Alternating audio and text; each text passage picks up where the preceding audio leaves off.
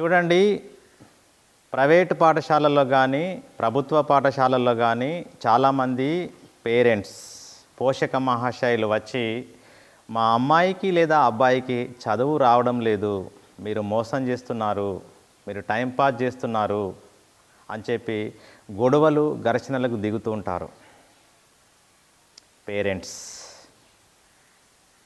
So ఆ పేరెంట్స్కు నేను చెప్పే ఒకే ఒక విజ్ఞప్తి అనుకోండి, లేకుంటే రిక్వెస్ట్ అనుకోండి, ఇది ఆర్డర్ మాత్రం కాదండి. ఈ విషయాన్ని మీరు ఈ దృష్టిలో పెట్టుకుంటే మీ అమ్మాయి లేదా మీ అబ్బాయి జీవితంలో సక్సెస్ కావడానికి ఈ విషయము మీకు ఒక మాత్రలాగా పనిచేస్తుంది.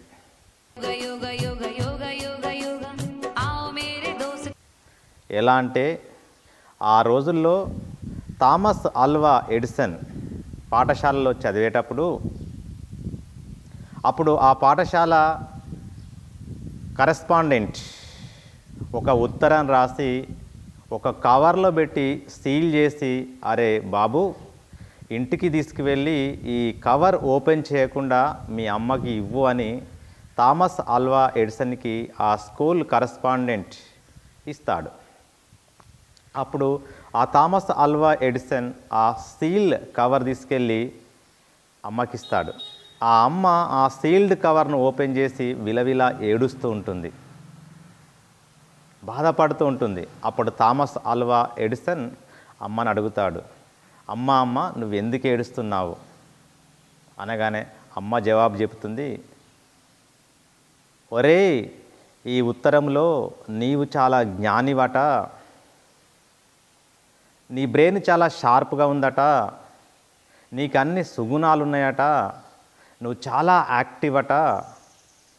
సో ఇవన్నీ సుగుణాలకి ఆ పాఠశాలకి అర్హత లేదట. సో మా పాఠశాలలో మీ విద్యార్థికి మీ అబ్బాయికి చెప్పే బోధకులు లేరు, ఆ షార్ప్కు తట్టుకునే పరిస్థితి మా పాఠశాలలో లేదు. కాబట్టి మీరు ఏదైనా ఒక పెద్ద కార్పొరేట్ స్కూల్లో, ఒక నంబర్ 1 స్కూల్లో మీ అబ్బాయిని చేర్పించండి అని ఇందులో ఉందిరా అని చెప్పి ఆ థామస్ ఆల్వా ఎడిసన్ యొక్క అమ్మ చెబుతుందన్నమాట.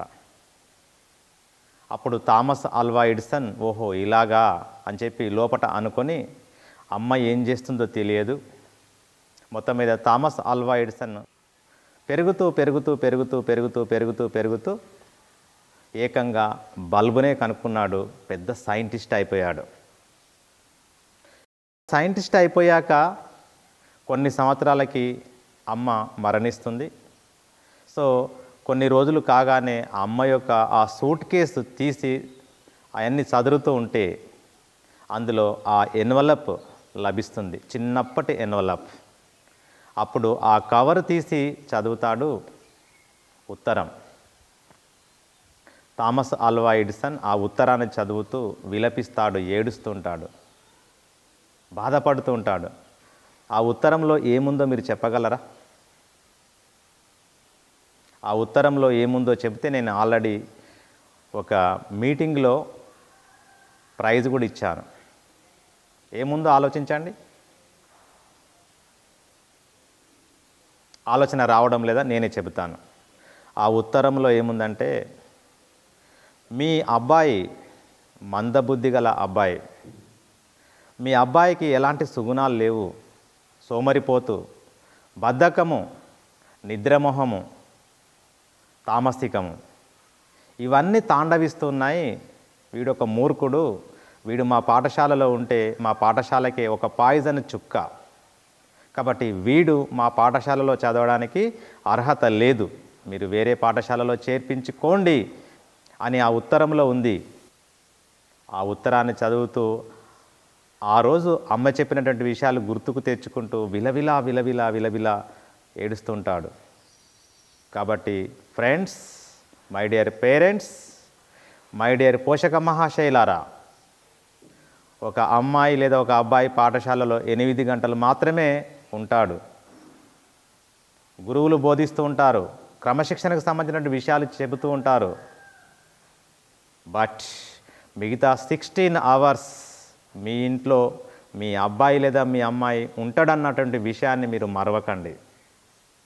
కాబట్టి 1/3 పాత్ర మాత్రమే మాది, మిగతా 2/3 పాత్ర మీది. విద్యార్థులు సెల్ ఫోన్లో ఏం చూస్తున్నారు, సెల్ ఫోన్ ఎంతసేపు చూస్తున్నారు, చదివే విషయాలు చూస్తున్నారా లేకుంటే మిగతా ఏమైనా అనవసరమైనటువంటి విషయాలు చూస్తున్నారా? ఓ కన్నేయండి. ఎవరితోటి ఫ్రెండ్షిప్ చేస్తున్నారు, ఏమేమి మాట్లాడుతున్నారు, డాబాపైకి వెళ్ళి మాట్లాడుతున్నారా ఫోన్, లేకుంటే పెరట్లోకి వెళ్ళి మాట్లాడుతున్నారా ఫోన్, లేకుంటే రూమ్లోకి సీక్రెట్ వెళ్ళి మాట్లాడుతున్నారా ఫోన్? ఓ కన్ను వేయండి.